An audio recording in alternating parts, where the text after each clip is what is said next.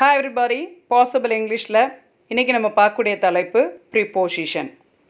Above. Definition, in a higher place. உயரமான ஒரு இடத்தை குறிப்பது தான் above. Over is also used in place of it.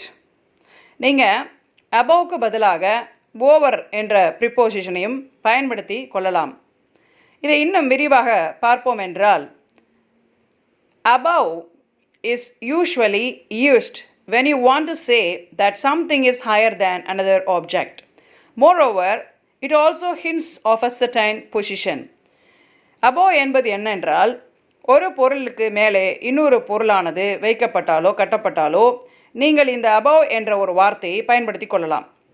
இந்த ப்ரிப்போசிஷன் பொசிஷனையும் குறிக்கிறதாம். நீங்கள் வேலை பார்க்கும் இடத்துல நீங்கள் என்ன பொசிஷனில் இருக்கிறீங்க அப்படின்றதையும் இது குறிக்குமா. இது சரியான ஒரு விளக்கத்தை நீங்கள் சில எக்ஸாம்பிள்ஸோடு பார்க்கும்போது நன்றாக புரியும். முதலாவது example, the house is above the hill. கொடைக்கானலில் நிறைய வீடுகள் மலை மேலே தான் கட்டப்பட்டிருக்கும். அதனால் ஒரு ஆப்ஜெக்ட் மேலே இன்னொரு ஆப்ஜெக்ட், அதாவது மலை மேலே ஒரு வீடு. புரிந்ததா? ரெண்டாவது வாக்கியம், the king sits above the rest of his கார்ட்டியர்ஸ்.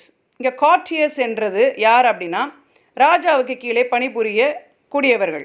அவர்கள் அனைவருமே சற்று தாழ தான் அமருவார்கள், ஆனால் ராஜாவோ உயரமான இடத்திலே அமருவார். இங்கே பொசிஷனை குறிக்கிறது. மூன்றாவது வாக்கியம், a manager is above an assistant manager.